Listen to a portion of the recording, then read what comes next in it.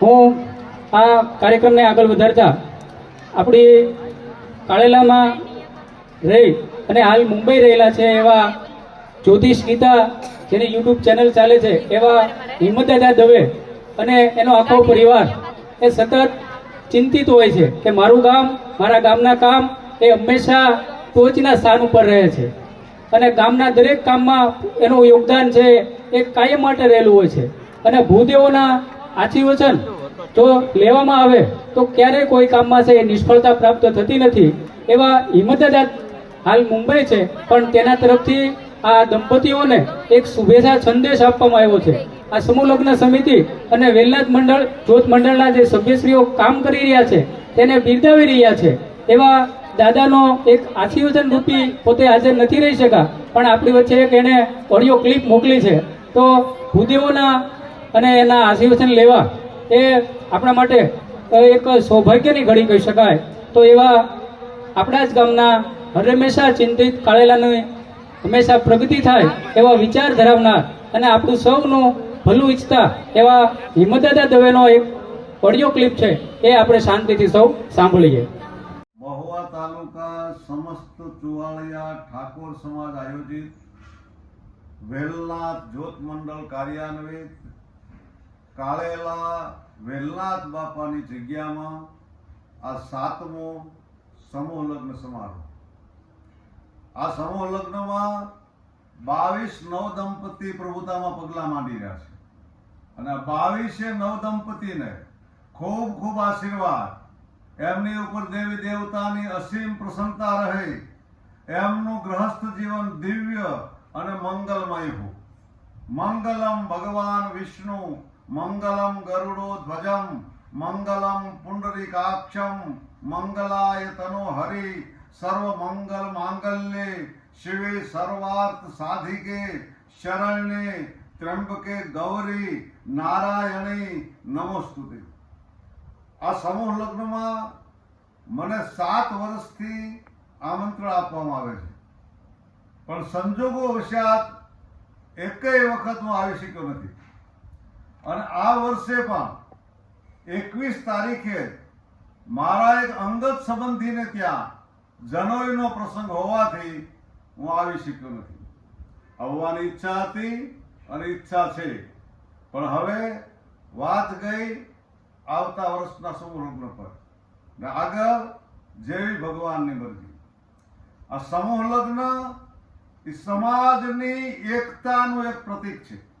આવા સામાજિક કાર્યોથી સમાજની એકતામાં વધારો થાય છે. રામાયણમાં કીધું છે કે જહાં સુમતિ તહાં સંપત્તિ નાના. સંપ એ સુખ અને એકતાની મશાલ છે. તમારા સમાજની એકતા કાયમ બની રહે, પ્રેમી તળાવના પાણી સાથે મળી અને સંપી રહે.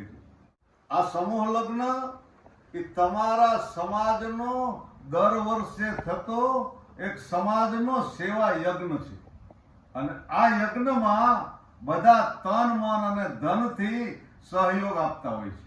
કોઈ તનથી, કોઈ મનથી, કોઈ ધનથી, કોઈ ત્રણેય પ્રકારથી. અને આ સહયોગ તમે બધાએ જોયું છે, સાંભળ્યું છે.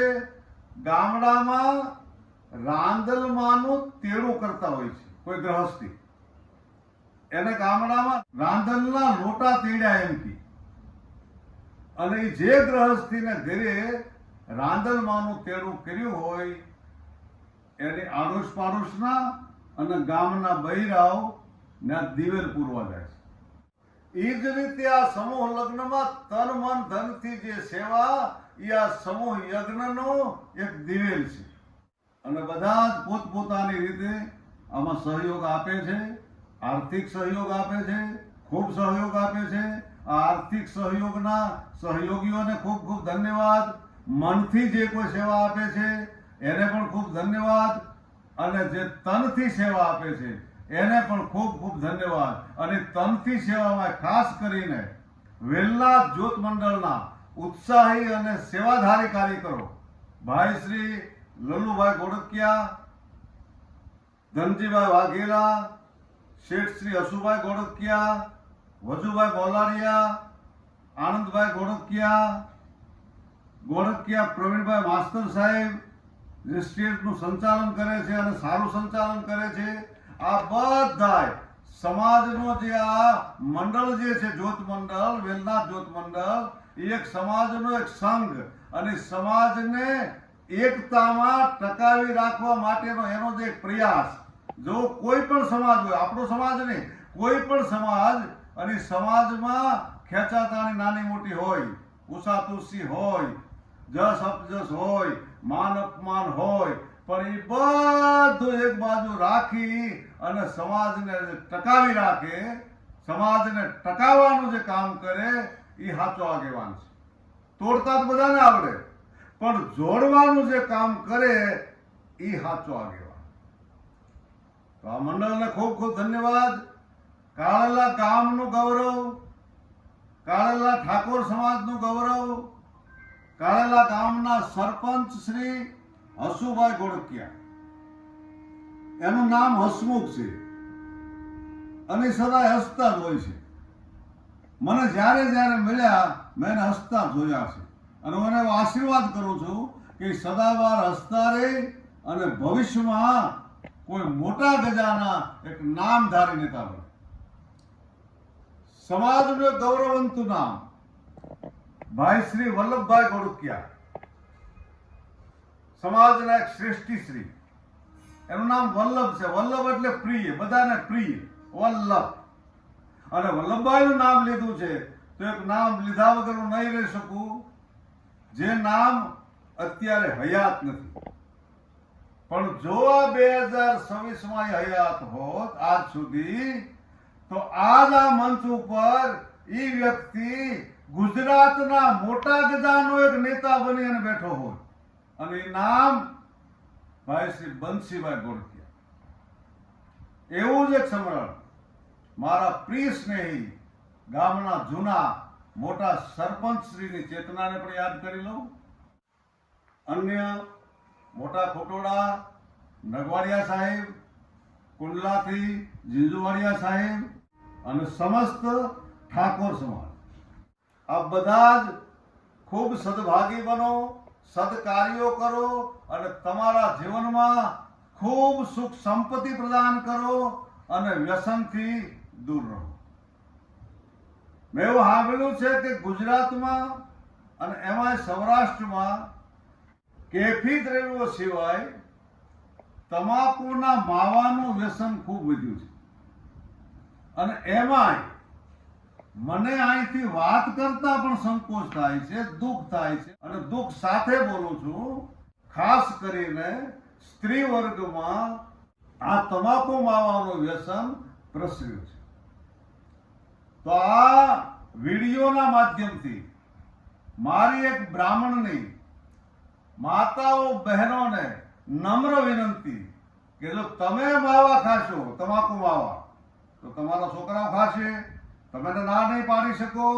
માટે તમારા છોકરાઓને, તમારા પરિવારને જો તમારે કેન્સર જેવી ભયંકર બીમારીમાંથી બચાવવા હોય તો આ તમાકુ માવાના વ્યસનની બદીથી દૂર રહેજો. અને માતાઓ એ ધર્મનો પાયો છે. બાળકોને અને પરિવારને સંસ્કારનું શિક્ષણ માતા આપે છે. બાળકનો પહેલો શિક્ષક અને પહેલો ગુરુ એની માતા છે. અને ગમે એવી તકલીફ ભોગવી નહીં, અગવડ સગવડ ભોગવી નહીં, તમારા છોકરાઓને ભણાવજો. તમારા સમાજમાં શિક્ષણનું પ્રમાણ વધ્યું છે એવું સાંભળું છું, પણ અન્ય સમાજની તુલનાએ હજી એની ટકાવારી ઓછી છે.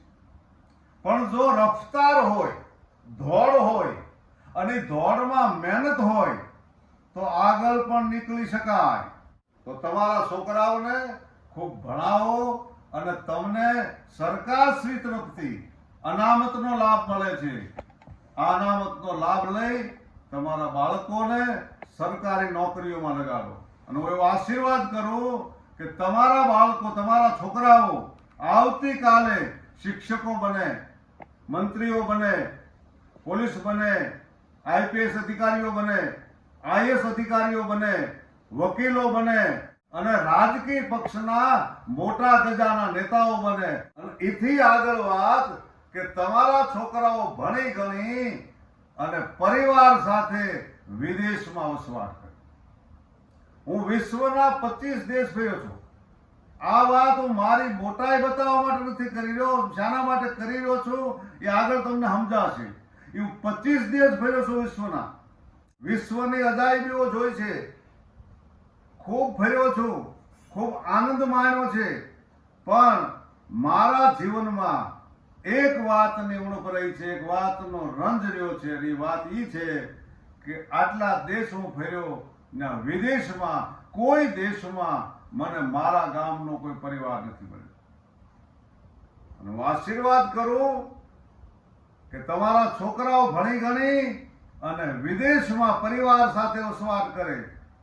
અને ભલે મારે વિદેશ જવાનું થાય, હવે મારી ઉંમર થવા જાય છે, પણ વળી વિદેશ જવાનું થાય અને ત્યાં વિદેશમાં America, Canada, Australia, Europe, England, Africa, Dubai, Muscat, Singapore, Malaysia, કોઈ પણ જગ્યાએ વિદેશમાં મને મારા ગામનો પરિવાર મળે અને એ પરિવાર જેથી મને એના ઘરે લઈ જાય અને એને ઘરે જવામાં મને જે આનંદ આવે એ આનંદ મારા માટે અનેરો છે.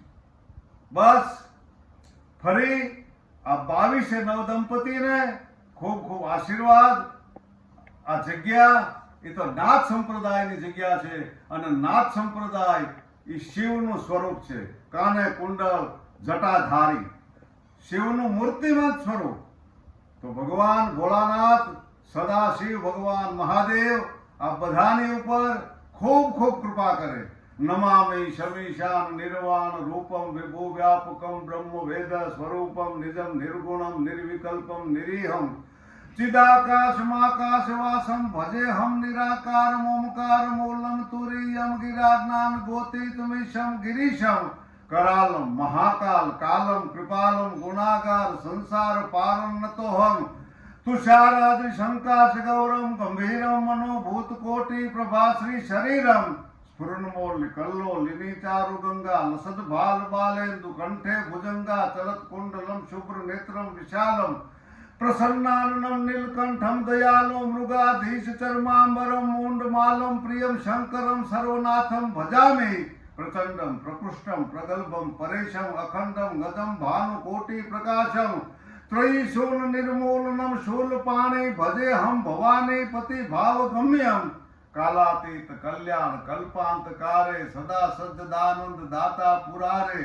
चिदानंद संदोह मोहापकारे प्रसिद्ध प्रसिद्ध प्रभु मन मथारी न यावत उमानाथ पादार विंदम भजंती लोके परेवा नराणाम न तावत सुखम शांति संताप नाशम प्रसिद्ध प्रभु सर्वभूतादिवासम न जानामि योगम जपम नेव पूजा न तो हम सदा सर्वदा शंभु तुभ्यम जरा जन्म दुखो जता तप्यमान प्रभो पाहि आपन नमामीश शंभु प्रभो पाहि आपन नमामीश शंभु हर हर महादेव जय वेलनाथ बाबा जय आय श्री पीठबाई मां जय माता।